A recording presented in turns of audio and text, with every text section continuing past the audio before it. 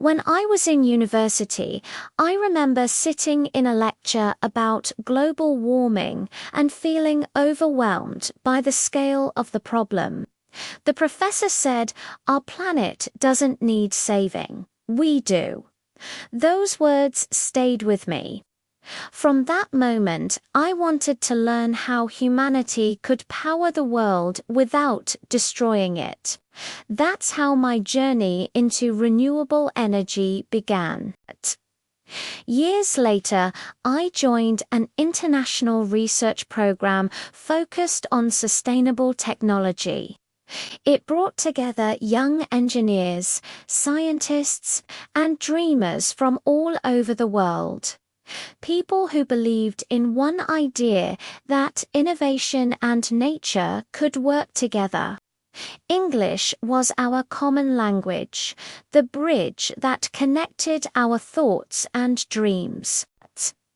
Every day, we used it to discuss projects, present ideas, and solve problems. On my first day, I met Amina, an energy engineer from Kenya. She told me about solar farms that were transforming villages in Africa. Before, she said, people used kerosene lamps. Now, they use clean sunlight to light their homes. Her story inspired me. It showed me how renewable energy wasn't just about technology, it was about people and hope. Our first big project was to design a small, portable wind turbine that could power rural schools.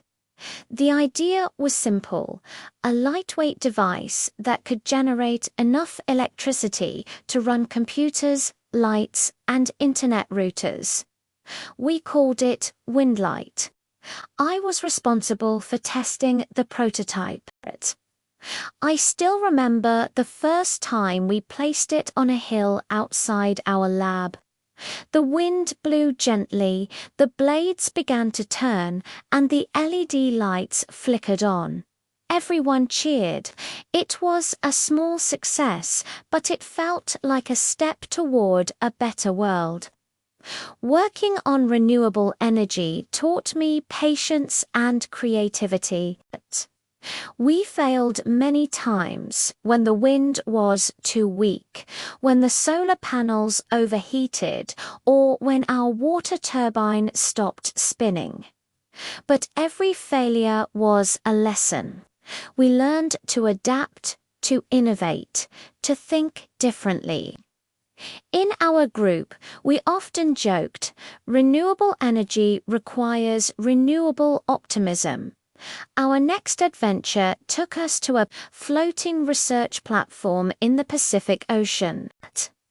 There, we studied how ocean waves could produce power. The concept was called wave energy conversion. I had never imagined that the rhythm of the sea could turn into electricity. One night, as I stood on the deck watching the waves crash, I realized how powerful nature really was, not just as a force of destruction, but as a source of endless possibility. Communication played a big role in our mission. Every week, we presented our progress in English to teams across the globe. At first, I was nervous about my pronunciation, but soon I realized that sharing ideas mattered more than perfect grammar. I learned words like sustainability, carbon footprint, bioenergy, and decarbonization. Using them made me feel part of something global, a community of people who spoke the language of change. One of the most fascinating projects I joined was about solar glass transparent panels that could replace windows and still generate electricity. Imagine skyscrapers that powered themselves. The idea seemed futuristic, but we saw it working in real prototypes. I wrote my first English research report on this innovation, and though it was challenging, it improved both my technical and language skills. During a conference in Singapore, I gave a presentation titled The Future of Renewable Cities. My slides showed solar rooftops, wind-powered farms, and hydrogen fuel systems. When I finished speaking, a professor approached me and said, "Your English made your vision clear." That moment taught me something important. Language is not just for communication, it's for inspiration. Over time, I began to see renewable energy not just as a scientific field, but as a philosophy. It's about living in balance with nature, respecting what we take, and giving back what we can. It's about realizing that the smallest spark of innovation can ignite global change. Everywhere I traveled, from sunny villages in Asia to wind-covered hills in Europe, I saw people using creativity to solve real problems. In one community, they turned food waste into biogas. In another, they built solar-powered boats for fishing. These weren't just inventions, they were stories of resilience and hope. As my English improved, I began writing articles about renewable energy innovations for international magazines. My goal was to make complex ideas simple and interesting for everyone.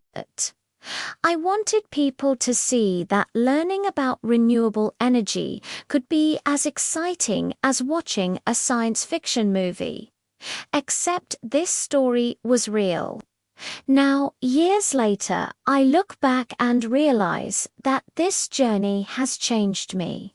I'm no longer just a student of science.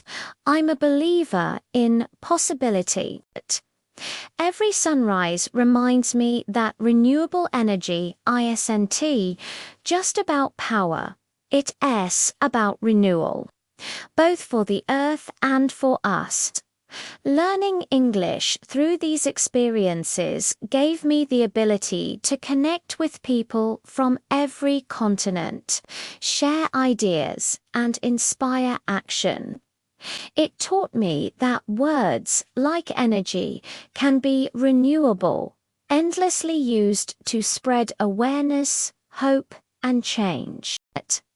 The future belongs to those who dare to dream differently, who choose innovation over destruction, and who speak not only in English, but in the universal language of progress.